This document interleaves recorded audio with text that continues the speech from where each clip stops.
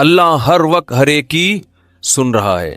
تو یہ اعتراض اور اشکال ہمیں اس لیے ہوتا ہے کہ ہم اللہ کو اپنے اوپر قیاس کر رہے ہوتے ہیں۔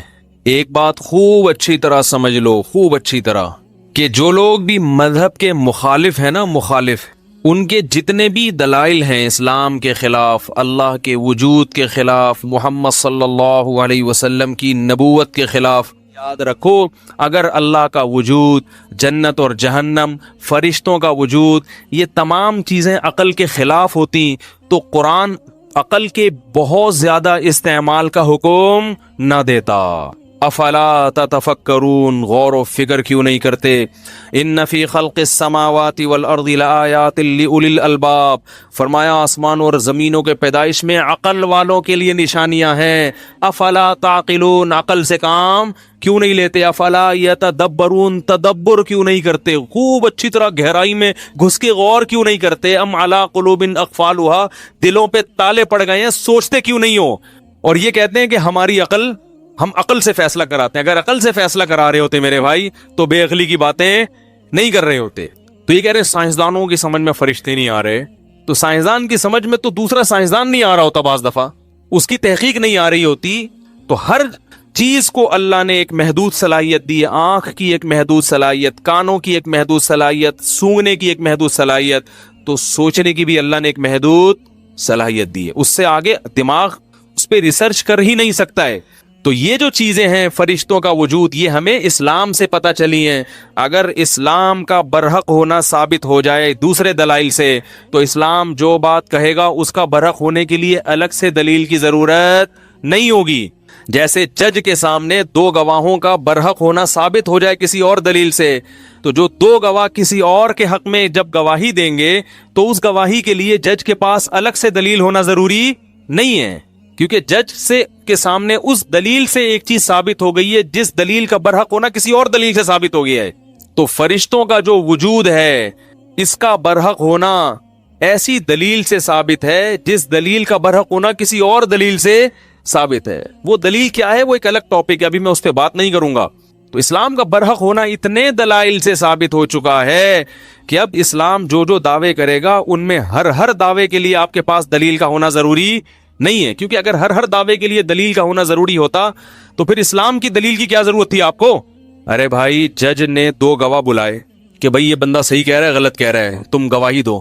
یہ جج اسی لیے بلاتا ہے نا کہ جج کے پاس اس آدمی کے برحق ہونے کی اس کے علاوہ کوئی دلیل نہیں ہوتی۔ اگر ہو تو ان دونوں کی کیا ضرورت ہے؟ تو بہت سی چیزیں ایسی ہیں جہاں سائنس پہنچ نہیں سکتی۔ اگر سائنس فرشتوں تک پہنچ سکتی ہوتی تو ہمیں فرشتوں کے وجود پر، جنت اور جہنم کے وجود پر، اور آخرت برحق ہے، موت کے بعد ایک زندگی ہے، ان چیزوں پر پھر پیغمبروں کی ضرورت بولو بھائی۔ جیسے ہمیں کھانا کتنا ہے کتنا نہیں کھانا، اس کے لیے پیغمبروں کی ضرورت نہیں ہے، کیونکہ یہ حکیموں نے، ڈاکٹروں کی پہلے سے تحقیقات بولو بھائی چلی آ رہی ہیں۔ پیغمبر آتے ہیں شریعت بتانے کے لیے۔ تو فرشتوں کا جو وجود ہے یہ قرآن و سنت سے بھی ثابت، پھر تورات اور انجیل سے بھی ثابت ہے۔ یہ حضرت موسیٰ علیہ السلام، عیسیٰ علیہ السلام، یہودی بھی مانتے ہیں، عیسائی بھی مانتے ہیں، مسلمان بھی مانتے ہیں، تمام پیغمبروں نے بتایا ہے۔ اور یہ بھی بتایا کہ یہ انسان کی مدد بھی کرتے ہیں اور انسان کو اللہ کے حکم سے نقصان بھی پہنچاتے ہیں۔ تو اگر وہ چیز لیبارٹری میں نہیں آئی تو یہ اس کی علامت نہیں ہے کہ اس کا وجود ہے ہی نہیں۔ قرآن کہہ رہے لہو معقبات من بین یدیہ ومن خلفہ یحفظونہ من امر اللہ۔ اللہ فرماتے ہیں پے در پہ ایسے فرشتے آنا جانا لگا رہتا ہے جو اللہ کے حکم سے انسان کی حفاظت پہ مامور ہیں۔ تو صرف ایک نہیں ہے، ہر وقت فرشتوں کی ایک لائن لگی ہوئی ہے جو انسان کو بہت سارے شر سے بچا رہے ہوتے ہیں۔ آپ کہہ سکتے ہیں کہ جتنے شر اس وقت تک دریافت ہوئے ان سے بچانے کے لیے تو تحقیق یہ ہے کہ فلاں چیز سے فلاں چیز بچاتی ہے، فلاں سے، تو کون سا شر ایسا ہے جو فرشتہ بچا رہا ہے بھائی جراثیم ہے نا، اس سے بچنے کے لیے ہمارا اندر کے جراثیم ہیں، تو ہر چیز سے بچنے کے لیے کوئی انتظام ہے۔ سردی سے بچنے کے لیے کمبل ہے، کیا خیال ہے بھائی؟ سردی ایک ایسا شر ہے جس سے بچنے کے لیے کیا ہے؟ کمبل ہے بھائی۔ تو کون سی چیز ہے؟ فرشتے کون سے شر سے بچا رہے ہیں؟ بھائی بہت سے شر ایسے ہیں جو آپ نے دیکھے نہیں ہیں۔ جیسے 8 سے 100 سال پہلے اگر کوئی یہ بات کرتا کہ ہم پر جو بیماریاں حملہ کرتی ہیں اس سے بچانے کے لیے اندر کے جراثیم ہیں جو ہمیں بچا رہے ہوتے ہیں، کوئی مانتا؟ دیکھا ہی نہیں ہے نا اس نے. تو ایسے بہت سے شر ایسے ہیں جو انسان کی طرف متوجہ ہوتے ہیں, لیکن انسان ہماری لیبارٹریوں ان کو ٹریس, جتنی شیطانی قوتیں ہیں, جن جو ہے نا جن, یہ مادے سے بنی ہوئی مخلوق ہی نہیں ہے. آپ کو پتہ ہے ریسرچ یہی ہے نا کہ جو آگ ہے وہ مادہ نہیں ہے, یہی ہے نا ریسرچ, وہ انرجی ہے, وہ توانائی ہے. تو جنات کو اللہ نے آگ سے بنایا, تو وہ مادی چیز ہی نہیں ہے کہ جو ہماری لیبارٹری میں وہ کس قسم کی مخلوق بنائی ہے یہ ہم نہیں جانتے. فرشتوں تو جنات سے بھی ہٹ کے ایک الگ مخلوق ہیں جن کو اللہ نے نور سے بنایا ہے, روشنی سے بنایا ہے. تو اب کون کون سی چیزیں شر ایسے ہیں جو ہم پہ حملہ کرتے ہیں وہ ہمیں معلوم نہیں ہے. جب معلوم ہی نہیں ہے تو ان سے بچنے کے لیے بھی اللہ نے کچھ انتظام رکھے ہوئے ہیں. وہ انتظام کس کے ذریعے ہیں؟ فرشتوں کے ذریعے. اور یہ بڑی عجیب مخلوق ہے, قرآن و سنت سے پتہ چلتا ہے بہت طاقتور ہیں, ان سے اللہ کام لیتے ہیں. بڑی بڑی قوموں کو اللہ نے فرشتوں کے ذریعے تباہ و برباد کیا ہے, اور یہ انسان سے محبت کرتے ہیں, اللہ کی حمد و ثنا کرتے ہیں. یہ ساری صفات قرآن و سنت نے بیان کی ہیں, اور ان میں کوئی بات بھی عقل کے خلاف نہیں ہے. بھائی ہو سکتا ہے ایسی مخلوق ہو سکتا ہے ہمیں اس قسم کی چیزیں نقصان پہنچا رہی ہوں, ایسی مخلوقات ہوں جو ہم نے دیکھی. بھائی ہم نے تو جراثیم دیکھ لی ہے نا, اور بھی تو مخلوقات ہو سکتی ہیں. یہ کون دعویٰ کر سکتا ہے کہ ساری کائنات کی ہر چیز میری سمجھ میں آ گئی ہے؟ یہ دعویٰ کرنا ہی حماقت ہے. میرے ساتھ ایسا ہوا تھا ایک دفعہ, میں وہ کام کر رہا تھا, تو وہ ابھی چھوڑو, پھر میرے واقعہ پہ کلپ بنا دیں گے لوگ. بہت بڑے بزرگ ہیں, کرامت مفتی صاحب کی. پھر جو بزرگ مانتے ہیں وہ واہ واہ, اور جو نہیں مانتے وہ گالیاں لکھ رہے ہوں گے. ٹھیک ہے نا, یہ مارکیٹ میں یہ چل رہا ہے. اور ایسی کوئی مسٹیک بیان کے دوران ہوا کرے تو اسی وقت بتا دیا کریں. اب آیت میں اگر کوئی زبر زیر کی غلطی تو یہ نہیں تھی, لفظ کی غلطی تھی, لیکن چونکہ میننگ سیم تھے تو وہ افا نجعل کے بجائے میں نے ام نجعل کہہ دیا. تو اسی وقت یہ بول دینا چاہیے بھائی افا نجعل. آیت میں اگر کبھی بھی کوئی مسٹیک ہو نا فوراً بولنا چاہیے پڑھنے میں. اس میں کوئی ادب نہیں ہے کہ جی وہ مفتی صاحب محسوس نہ فرمائیں. یہ ایسا ہی ہے جیسے کہ کسی کی چائے میں مکھی گر گئی, وہ پی رہا ہے, آپ کہہ رہے کہ مفتی صاحب کہیں محسوس نہ فرمائیں, بعد میں بتائیں گے. تو بعد میں تو موقع چلا گیا نا. اب ایک چیز ریکارڈنگ میں اپلوڈ بھی ہو گئی, چلی بھی گئی, تو وہ اسی وقت بتانا چاہیے. کسی بڑے کی چائے میں مکھی گر جائے تو فوراً ٹوکو گے نا بھائی احتیاط کریں. اب اس میں آپ اگر ادب تمیز سے کام لے رہے ہیں تو آپ بھی معذرت کے ساتھ بے وقوف ہونے کی, آپ کے نہیں, یعنی جو بھی اس طرح کا حرکت کرے گا اس کے بھی بے وقوف ہونے کی علامت. اور اگر وہ ٹوکے اور سامنے والے کو غصہ آ جائے تو یہ سامنے والے کی بھی بے وقوف ہونے کی علامت. یعنی وہ اس پہ خوش ہے کہ مکھی کھا لوں میں لیکن مجھے کوئی ٹوکے نہیں. سمجھتے ہیں کہ نہیں سمجھتے؟ تو جب بھی کوئی بھی آپ کو آپ کی کسی غلطی پر تنبیہ کرے تو قرآن کے الفاظ ہیں کہ وَإِذَا قِيلَ لَهُ اتَّقِ اللَّهَ أَخَذَتْهُ الْعِزَّةُ بِالْإِثْمِ. اللہ نے جو بڑا نافرمان ہے نا, بڑا نافرمان, اس کی علامت بتائی ہے کہ جب اسے اس کی کسی خطا پر تنبیہ کی جاتی ہے تو اس کو اس کی عزت نفس, اس کی سیلف ریسپیکٹ جو ہے نا, وہ اس کو اس گناہ پہ اور مضبوط کر دیتی ہے. یعنی وہ انا کا مسئلہ بنا لیتا ہے. بات آ رہی ہے سمجھ میں؟ تو اللہ نے فرمایا فَحَسْبُهُ جہنم. یہ بھی قرآن کا انداز ہے. فرمایا یہ نہیں کہ ایسا شخص جہنم میں جائے گا, یہ بھی نہیں. فرمایا اس کے لیے جہنم کافی ہے. ایسے آدمی کا تکبر اس وقت تک نہیں ٹوٹے گا جب تک یہ جہنم کی آگ میں جلے گا نہیں. کیونکہ کسی کا جو تکبر سمجھتے ہیں نا, بڑا اپنے آپ کو کچھ سمجھنا, یہ یا تو دلائل سے سمجھ میں آتا ہے اور دلیل ماننے کی اس میں صلاحیت ہے ہی نہیں, کیونکہ دلیل سننے کی صلاحیت نہیں ہے تو ماننا تو اگلا اسٹیپ ہے نا. ہائے ہائے ہائے, بات اب یہاں سے مسئلہ سیٹنگ آؤٹ ہونا شروع ہو. دیکھو 2 اسٹیپ ہوتے ہیں, یہ سب پر فٹ آتی ہے یہ بات. ہر انسان سے غلطی ہوتی ہے کہ نہیں ہوتی؟ ہر انسان تربیت کا محتاج ہے یا نہیں ہے؟ اگر انسان تربیت کا محتاج نہ ہوتا, ہر آدمی اپنے بارے میں رکھ کے سوچ, تو اللہ پیغمبروں کو بھیجتے, کہتے خود ہی تم فنڈر ہو, خود ہی سوچ کے ٹھیک بن جاؤ. خود ہی سوچ کے کیا بن جاؤ؟ اپنا اچھا برا خود ہی سوچو اور کیا بن جاؤ؟ ٹھیک ہو جاؤ. بچہ جب پیدا ہوتا ہے تو والدین اس کو سکھاتے ہیں نا کیسے کھانا ہے, واش روم کیسے یوز کرنا ہے. تبھی جن والدین نے بچوں کو واش روم یوز کرنا نہیں سکھایا وہ اب تک چاند پہ پہنچنے کے باوجود بھی پانی استعمال نہیں کرتے. ایسا ہی ہے نا, والدین نے نہیں سکھایا. ان کتنے پڑھ لکھ گئے مگر ان کو سمجھ میں نہیں آتا یہ پانی کی کیا ضرورت ہے, اور ہمیں والدین نے سکھایا تو ہم کہتے ہیں یہ پانی کے بغیر ان کا گزارا کیسے ہوتا ہے یار. آدمی کے دانت گندے ہوں برداشت ہو جائے گا, کپڑے میلے ہوں, کیونکہ میل کو چیل ہی لگا ہے نا, ارے مٹی لگی ہوئی ہے تو مٹی میں تو صبح شام گھومنا ہوتا ہے, لیکن یہ چیز کیسے برداشت ہو جاتی ہے یار, یہ عقل میں نہیں آتا.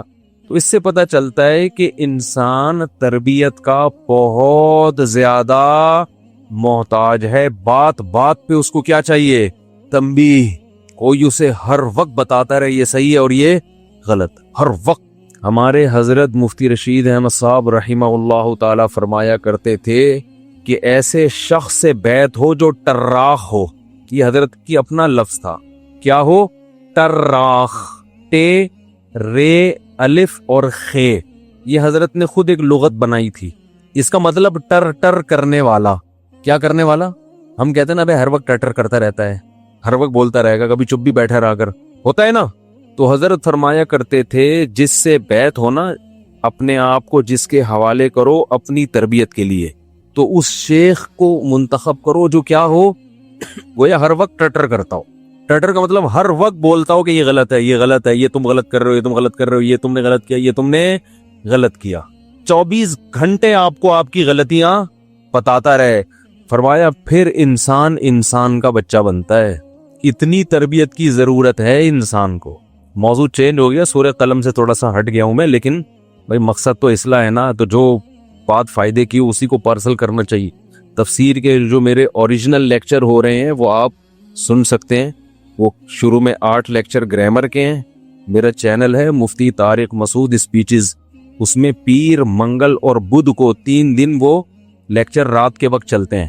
وہ آپ سنیں تو وہ ٹو دا پوائنٹ تفسیر ہی ہے. اس میں قرآن سمجھ میں آئے گا ڈائریکٹ. اس میں گرامر بھی ہے, عربی گرامر. وہ 68 نمبر لیکچر ابھی اپلوڈ ہوا ہے میرا خیال ہے, 68 یا 69. یہ جو مجلس ہے یہ واضح و نصیحت کی ہے. اس میں ہمیں لگے گا کہ کہیں اسکرو پانے سے کہیں بھی ٹائٹ کرنے کی ضرورت ہے تو ہم وہ والا اسکرو ٹائٹ کرنا, بھائی میکینک کے پاس گاڑی لے کر جاتے ہیں تو آپ بولتے ہیں جی اس گاڑی کی ٹیوننگ کر لو. اب اچھا میکینک ہوگا تو اس کو ٹیوننگ کے علاوہ بھی اگر کوئی گاڑی میں کام نظر آئے گا کہ بھائی یہ نٹ تھوڑا سا ڈھیلا تھا, یہ دروازہ تھوڑا وائبریٹ کر رہا ہے, تو اسکرو وہ کیا کرے گا, اس کو ٹائٹ کر دے. تو یہاں پر جو آپ آتے ہیں یہ سوچ کے بیان سننے کے لیے بیٹھا کریں کہ مفتی صاحب جس وقت جو اسکرو ڈھیلا دیکھیں گے اس کو ٹائٹ کرنا شروع کر دیں, ٹھیک ہے نا. اور نیت ہماری یہ ہوتی ہے کہ میری اپنی بھی اصلاح ہو, ہم کو شیخ و مرشد تو ہے نہیں. تو ہمارے حضرت فرمایا کرتے تھے کہ اپنی اصلاح کسی ایسے شخص سے کراؤ جو ہر وقت تمہیں تمہاری غلطیاں بتاتا رہے. دیکھو ڈاکٹر کے پاس جاتے ہو, اچھا ڈاکٹر نا, تو وہ آپ کو آپ کی باڈی میں جو فالٹ ہیں وہ بتائے گا, یہ جو خوبی ہیں وہ بتائے گا, فالٹ بتائے گا. اب آپ ڈاکٹر کے پاس گئے, اس نے آپ کو بتایا ماشا, اب آپ کو فیور بھی ہے, آپ کا جگر بھی صحیح کام نہیں کر رہا, کڈنی کا بھی پرابلم ہے. ڈاکٹر کیا کر رہا ہے, آپ کو کہہ رہے ہیں ماشاء اللہ آپ کی صحت زبردست, آپ کو آپ کی نظر 6/6, سننے میں بھی آپ کو کوئی پرابلم نہیں, آپ ماشاءاللہ پھوڑتے بھی طبیعت سے, ہاضمہ بھی آپ کا ٹائٹ, دانت آپ کے بڑے خاندانی رکھے ہوئے. تو یہ ڈاکٹر ہے کوئی, یہ تو بگاڑ رہے ہیں آپ کو. آپ جناب ایسے ڈاکٹر کے پاس جب بیٹھ کے اٹھ کے واپس جاؤ گے تو آپ کی صحت اچھی ہوگی یا بیڑا غرق ہو جائے گا؟ خوش فہمیوں کی بھیڑ میں پڑ جاؤ گے. اور ہاں تندوری کا شعر ہے, خوش فہمیوں کی بھیڑ میں تو یہ بھول گیا پہلے مرے گا بعد میں جنت میں جائے گا. کچھ اس ٹائپ کا شعر ہے, جنت میں جانے کا شوق تو تجھے ہے لیکن پہلے کیا ہے, پہلے مرے گا ٹھیک ہے نا, پھر جائے گا. تو وہ ڈاکٹر اچھا ڈاکٹر ہے. ہاں کبھی کبھار وہ آپ کے باڈی میں جو اچھی چیزیں ہیں جو صحیح کام کر رہی ہیں وہ آپ کو حوصلہ دلانے کے لیے کہ بھائی سارا ہی کچھ خراب نہیں ہے, ماشاءاللہ آپ کا جو ڈائجسٹک سسٹم ہے وہ بہت اچھا ہے, وہ تھوڑا سا اپریشیٹ کرنے کے لیے تاکہ مایوسی کا شکار نہ ہو. لیکن زیادہ فوکس وہ کس کو کرے گا, آپ کی بیماری. ٹیسٹ میں جو چیزیں صحیح ہوں گی وہ ایک دفعہ رپورٹ کے طور پہ بتا دے گا یہ, لیکن جو فوکس کس کو کرے گا, یار یہ رپورٹ آپ کی شوگر کی رپورٹ کلیئر نہیں. تو بھائی 2 چیزیں خوب سمجھ لو کہ جیسے ہمیں جسمانی صحت کے لیے ڈاکٹر کی ضرورت ہے یا کسی اچھے حکیم کی ضرورت ہے, بالکل ایسے ہی روحانی صحت کے لیے بھی ہمیں ڈاکٹر کی ضرورت ہے، جس کو روحانی ڈاکٹر کہا جاتا ہے۔ یہ ٹوپی ڈرامے والے روحانی نہیں، یہ تو ایک نمبر کے 2 نمبر ہیں، 2 نمبری میں 1 نمبر ہے۔ روحانیت کا مطلب ہمیں پیغمبروں کی اور پھر ان لوگوں کی ضرورت ہے جو پیغمبر کے وارثین ہیں، جن کی خود کہیں سے اصلاح ہوئی بھی ہو اور پھر وہ آگے لوگوں کی اصلاح کر رہے ہو، اپنی نہیں ہوئی۔ یاد رکھو، علم ایک الگ چیز ہے، اصلاح ایک الگ چیز ہے، دونوں کو ملانا نہیں چاہیے۔ آج کوئی بھی یوٹیوب پہ بیٹھ کے حوالے دے رہا ہوں نا، نالج ہو اس کے پاس، تو اس کا یہ مطلب نہیں ہے کہ اب آپ اس سے سب کچھ سیکھنا شروع کر دیں۔ نالج ہونا الگ، دیکھو شیطان کے پاس جو نالج ہے نا وہ میرے اور آپ کے پاس نہیں ہے۔ شیطان کو پتا ہے کس کو کیسے گمراہ کرنا ہے، اس کا مطلب نالج ہے نا۔ یہ جتنے باطل لوگ ہوتے ہیں ان کے پاس نالج اسلام کی بھی بہت ہوتی ہے۔ جتنے لوگ اسلام پہ اعتراضات کرتے ہیں یہ اسلام کی اسٹڈی کر کے ہی تو کرتے ہیں، انہیں اسلام کا پتہ ہوتا ہے تبھی تو کرتے ہیں، لیکن تربیت نہیں ہوتی، اللہ کا خوف نہیں ہوتا۔ یہود علماء کے بارے میں قرآن نے جگہ جگہ کہا ہے، یعرفونہ کما یعرفون ابناءہم، عرب کے مشرکین محمد صلی اللہ علیہ وسلم کو اتنا نہیں جانتے جتنا یہ یہودی جانتے ہیں۔ ان کو پتہ ہے کہ یہ وہی آخری پیغمبر ہیں جن کا تورات میں بار بار ذکر ہے۔ ان کو ایسے یقین ہے جیسے باپ اپنے بیٹے کو دیکھ کے پہچان لیتا ہے نا، ایسے ہی ان نبی کو دیکھ کر پہچان گئے کہ یہ وہی نبی ہیں۔ علم کامل تھا مگر تربیت نہ ہونے کی وجہ سے تسلیم نہیں۔ وہ تربیت کیا تھی؟ تکبر۔ ماں باپ نے سکھایا نہیں تھا کہ بیٹا جھک جانا، حق بات کو تسلیم کر لینا چاہے آپ کو برا لگے، یہ بہت بڑی عبادت ہے۔ من تواضع للہ رفعہ اللہ، جو اللہ کے لیے جھکتا ہے اللہ اس کا مقام بلند کر دیتے ہیں۔ حضرت ابو بکر جھک گئے اللہ کے حکم کے آگے، حضرت عمر جھک گئے، حضرت عثمان جھک گئے، حضرت علی جھک گئے، یہودیوں میں عبداللہ ابن عبد السلام جھک گئے، اللہ نے ان کا مقام بڑھا۔ جو نہیں جھکے آج دنیا ان کو ان کا نام بھی نہیں لیتی۔ تو تربیت جو ہے نا، روحانی تربیت کی بھی ضرورت ہے۔ اور یار یہ کوئی بہت بڑی ٹینشن ہے میرے لیے یہ، اور اس کا علاج کیوں نہیں ہو رہا میری یہ سمجھ میں نہیں آ رہا۔ یہ کہاں گئے فہد مارکیٹ سے شارٹ؟ چلو جب آئیں گے تو ان کو بتاؤں گا۔ یہ کچھ اس کا سیٹ اپ ایسے کیا کریں، بار بار یہ ڈسٹرب ہوتا ہوں میں، پھر میں کبھی ویڈیو بیان دیکھتا ہوں نا تو اس میں مجھے خود الجھن ہوتی ہے، یہ کیا ہو رہا ہے۔ یہ جو 2 ویٹ ہے نا ادھر ہی رہیں، میں آپ کو یہیں سے بتا دیتا ہوں، یہ یہاں رکھا کریں، یہ یہاں نہ رکھیں، یہ ہلتے ہیں اور مجھے یہاں بوجھ محسوس ہوتا ہے، تو پورے بیان میں پھر میں اس کو سیٹ کرتا رہتا ہوں بیٹھ کے۔ اچھا، تو تربیت کی ضرورت ہے، جسمانی بھی اور روحانی بھی۔ روحانی کا مطلب انسان کو انسان کا بچہ بنانے کے لیے جب تک کوئی انسان کو انسان کا بچہ کوئی بنائے گا نہیں، یہ بنے گا نہیں، یہ خود سے نہیں بن سکتا۔ یہ اسلام کا دعویٰ ہے اور یہ بالکل حقیقت پر مبنی۔ اسلام نے یہ دعویٰ کیا کہاں ہے؟ سوال پیدا ہوتا ہے، اور اسلام نے کہاں کہا ہے کہ جب تک کوئی اسے انسان کا بچہ نہیں بنائے گا یہ خود سے نہیں بنے گا۔ خود کسی میں اللہ نے اتنی قابلیت نہیں رکھی ہے کہ وہ خود سے بن جائے، یہ نہیں ہے، ناممکن۔ دیکھو نا، گوروں میں واش روم میں پانی کا رواج نہیں ہے نا، تو خود سے بن گئے ہیں؟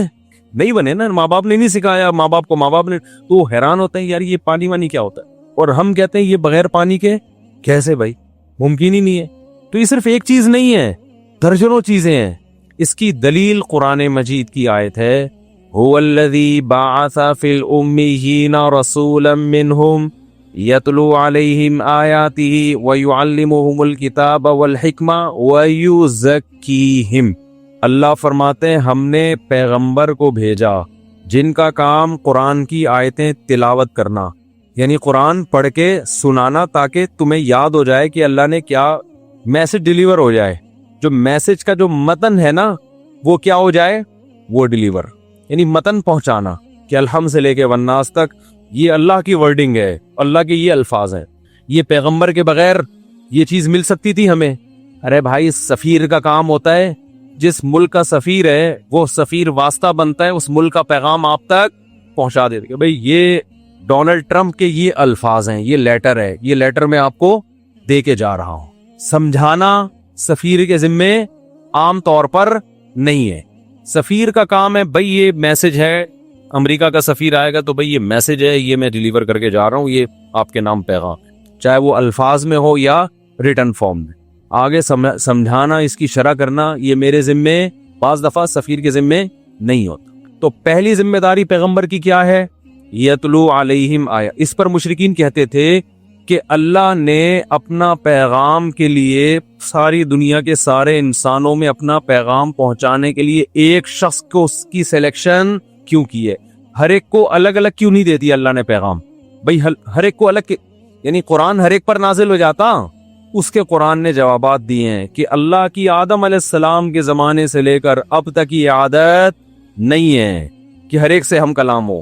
ہمیشہ سے جو سسٹم چلتا آ رہا ہے وہ یہی ہے کہ ایک کی سلیکشن ہوتی ہے، اس کو اللہ ذریعہ بنا کر دوسروں تک بھیجتے اور اس کو اس کے سچا ہونے کے دلائل قائم کر دیتے ہیں، معجزوں کے ذریعے، اس کی اپنی سیرت کے ذریعے، اس کی اپنی زندگی کو ایسا بنا دیتے ہیں کہ دنیا کو یقین آ جاتا ہے کہ یہ جھوٹا نہیں ہو سکتا، یہ اللہ نے اپنے ذمے لیا ہے۔ اور قرآن میں اللہ نے کہا کہ کوئی جھوٹ مجھ پہ باندھے گا اس کو پنپنے نہیں دوں گا میں۔ یہ نہیں ہو سکتا کہ جھوٹا نبی کی نبوت چل بھی جائے، یہ نہیں ہو سکتا۔ آپ کہہ سکتے ہیں مرزا کی چلی ہے، قادیانی کی نہیں چلی ہے، اس پر میں ایک مستقل بیان کر چکا ہوں، وہ اس کو چلنا نہیں کہتے، اپنی کوئی حیثیت سرے سے ہے ہی نہیں، ٹھیک ہے نا؟ تو اس پر ایک تفصیلی بیان ہو چکا ہے، اگر میں ادھر گیا تو پورا ٹاپک چینج ہو جائے گا۔ دوسرا کام پیغمبر کی ذمہ داری اللہ نے لگائی، یتلو علیہم آیاتہ ویعلمہم الکتاب، پیغمبر ان کو کتاب سکھائیں گے بھی۔ سکھانے کا مطلب کیا ہے؟ جیسے کوئی امریکہ کا سفیر امریکہ کا پیغام لے کر آیا نا، تو بعض دفعہ تو اس کا کام ہوتا ہے متن پڑھ کے سنا دینا، لیکن اس کے ذمے امریکہ نے یہ بھی لگایا کہ سمجھانا بھی کس کے ذمے ہے؟ آپ کے ذمے۔ جیسے ہم بعض دفعہ کسی کو فتویٰ لکھ کے دیتے ہیں، وراثت کا فتویٰ وہ لکھ دیا ہم نے، بعض دفعہ ایسے ہوتا ہے کہ جب ہم اس کو لکھ کے دیتے ہیں نا بھئی یہ فتویٰ ہے، تو پڑھنے والی کی سمجھ میں آتا نہیں، وہ ہمارے پاس ہمارا فتویٰ لے کے آتا ہے، حضرت یہ سمجھا دیں ہمیں، تو ہم اس کو بیٹھ کے گھنٹوں گھنٹوں سمجھا رہے ہوتے ہیں، یہ مطلب ہے پہلے یوں کرو پھر۔ تو وہ جو ڈیفینیشن ہوتی، وہ جو ڈیفائن کیا جا رہا ہوتا ہے، وہ اس فتوے کے علاوہ ہماری اپنی آسان زبان ہوتی ہے، فتوے کی زبان قانونی ہوتی ہے نا، لگے بندے الفاظ ہوتے ہیں، تو ہم پھر اپنے اسٹائل میں اخپل طریقے سے اس کو کیا کرتے ہیں؟